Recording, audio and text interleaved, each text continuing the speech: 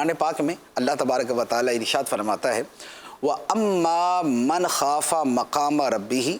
وَنَهَى النَّفْسَ عَنِ الْهَوَىٰ فَإِنَّ الْجَنَّةَ هِيَ الْمَأْوَىٰ۔ فرمایا اور بہرحال وہ شخص کہ جو اپنے رب کی بارگاہ میں کھڑا ہونے سے ڈر گیا،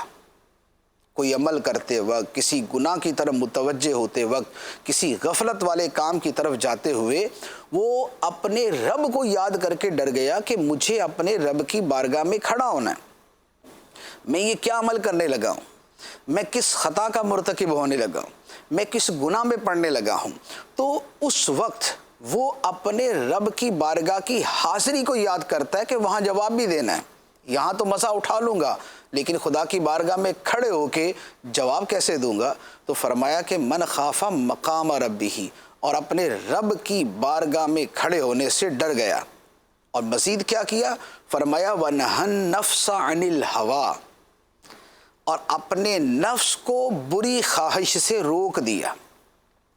نفس کو جب بری خواہش سے روک دیا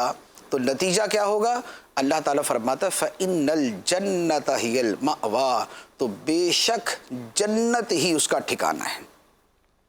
خواہشات نفسانی کے برخلاف چلیں گے تو جنت ٹھکانہ ہوگا، اور دوسری طرف کیا ہوگا، دوسری طرف فرمایا کہ جو یہ مجاہدات کرے گا، اپنے نفس کی خواہشات کے خلاف چلنے کا کام کرے گا، لَنَهْدِيَنَّهُمْ سُبُلَنَا، تو ہم اسے اپنے راستے دکھا دیں گے، اپنے راستے اس کے لیے کھول دیں گے۔